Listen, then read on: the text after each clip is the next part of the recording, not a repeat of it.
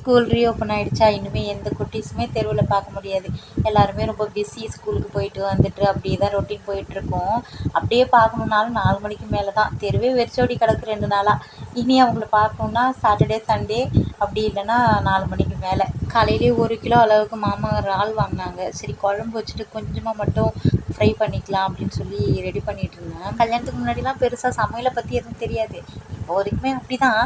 இருந்தாலும் இந்த குழம்புல இந்த காய் போடலாமா அப்படிங்கிற டவுட்டும், இந்த குழம்புல கடுகு போடுவாங்களா இல்லை வெந்தயம் போடுவாங்களா அப்படிங்கிற டவுட்டும் ஒரு சில நேரங்களில் வந்துட்டு போவோம். அப்போ உடனே அம்மாவுக்கு ஃபோன் பண்ணி, அம்மா இதுக்கு கடுகு போடணுமா இல்லை வெந்தயம் போடணுமான்னு கேட்குற மாதிரி தான் இருக்குது. காலேஜ் படிக்கிறப்பெல்லாம் காரமாக சாப்பிட்ணுன்னா கூட வீட்டுக்கு வந்தால் தான். ஏன்னா ஹாஸ்டலில் காரமாகவும் கிடைக்காது, அதே டைம் நான்வெஜ்ஜும் சாப்பிட முடியாது. ஏன்னா ஃபுல் அண்ட் ஃபுல் அங்கே வெஜ்ஜு தான். அந்த சண்டே மட்டும் ஒரு முட்டை வச்சு வெஜ் ரைஸ் கூட ஒரு முட்டை வச்சு கொடுப்பாங்க, அதுதான்.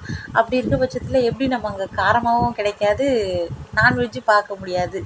அப்படின்ற பட்சத்தில் சமைக்க எங்கே என்னோட 4 வருஷம் காலேஜ் லைஃப் இப்படியே தான் போணுச்சு. அதுக்கப்புறம் 4 வருஷம் வேலைக்கு அப்படின்னு சொல்லி பேச்சுலர் லைஃப் அப்படின்னு ஸ்டார்ட் ஆகும்போது கொஞ்சம் சமையல் கற்றுக்கிட்டேன். அந்த சமையல் தான் இப்போ எனக்கு கை கொடுத்துட்ருக்கு. வீடியோ பிடிச்சிச்சுன்னா லைக் பண்ணி சப்ஸ்கிரைப் பண்ணிக்கங்க. நெக்ஸ்ட் வீடியோவில் பார்க்கலாம். பாய்.